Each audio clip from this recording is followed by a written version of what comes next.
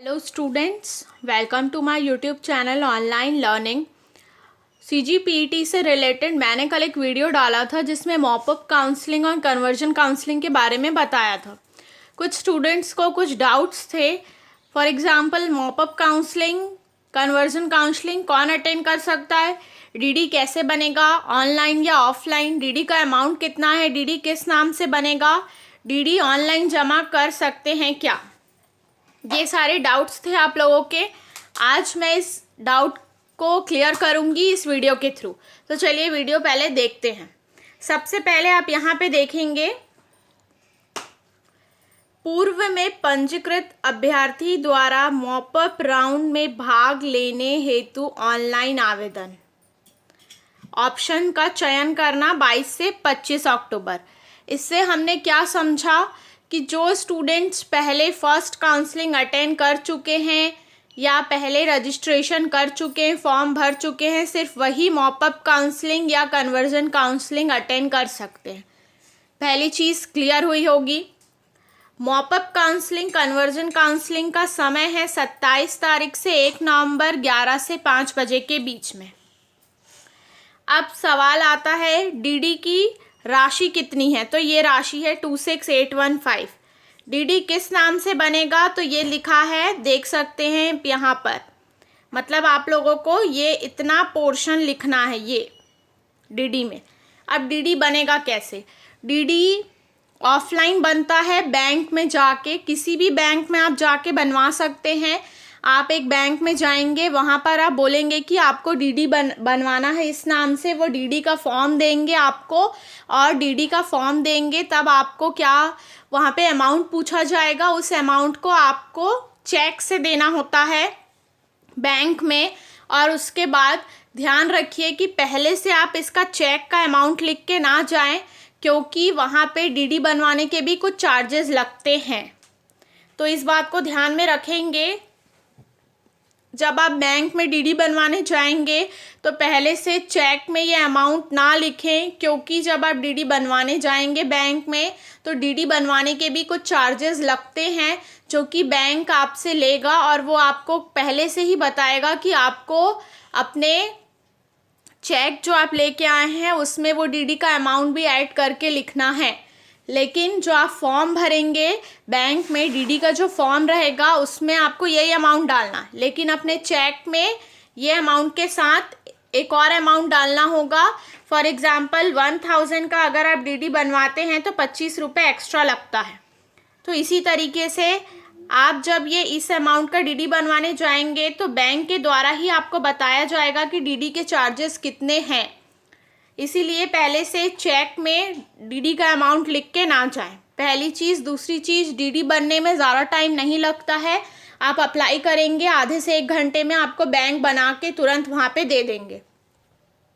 तो यहाँ पे जो भी डाउट्स थे, क्या क्या डाउट्स थे आप लोगों के मॉपअप काउंसलिंग, कन्वर्जन काउंसलिंग को लेके, जो मैंने बताया, डीडी कैसे बनेगा ये भी बताया, ऑनलाइन बनेगा नहीं ऑफलाइन बनेगा ये बताया, डीडी का अमाउंट कितना ये बताया, डीडी का किस नाम से बनेगा, और डीडी ऑनलाइन जमा कर सकते हैं। तो देखिए, अब डीडी ऑनलाइन जमा कर सकते हैं वाला डाउट जो है, इसमें यहाँ पे देखेंगे कि क्या लिखा है।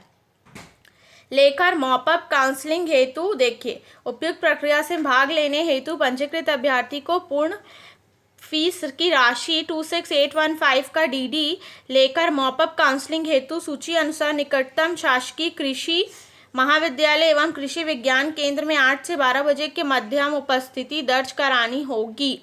12 बजे तक उपस्थिति दर्ज नहीं कराए गए अभ्यर्थी को मेरिट के आधार पर प्रथम राउंड की काउंसलिंग प्रारंभ कर दी जाएगी।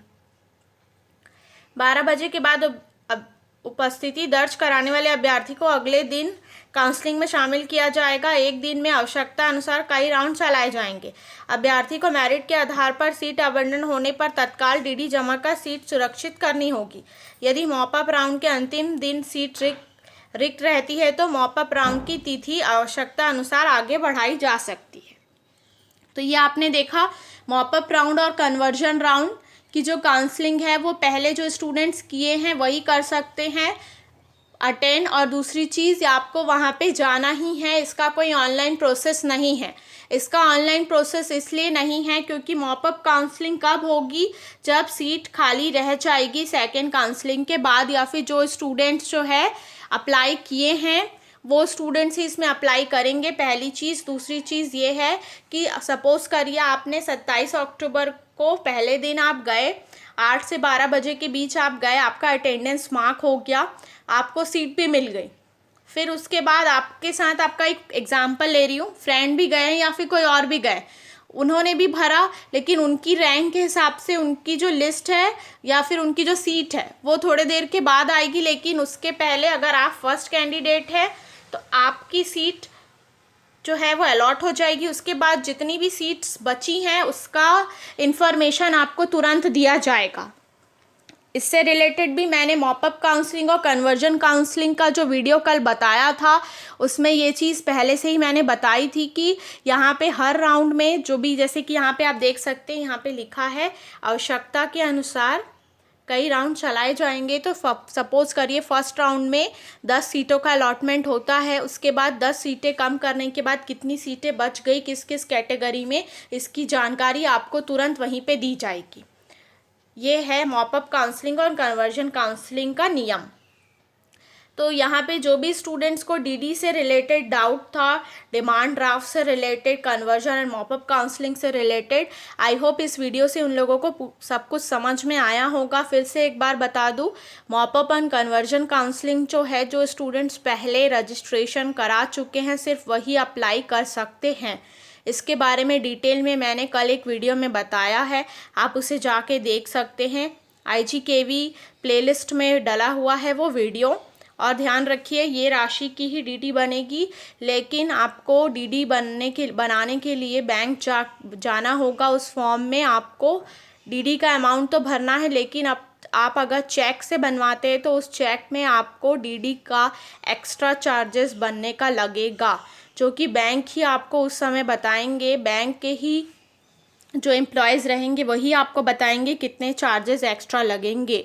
तो चेक खाली लेके जाएंगे, ब्लैंक लेके जाएंगे, लेकिन ध्यान ये रखेंगे कि कुछ भी गलती ना हो, क्योंकि अगर आपका गलती होता है तो जो चेक है वो क्लियर नहीं होगा और आपको फिर से नया चेक में लिखना होगा। और आप ये भी सब जानते ही होंगे, अगर आप एक चेक अगर आपका क्रॉस होता है तो उसके चार्जेस भी कटते हैं आपके बैंक अकाउंट से।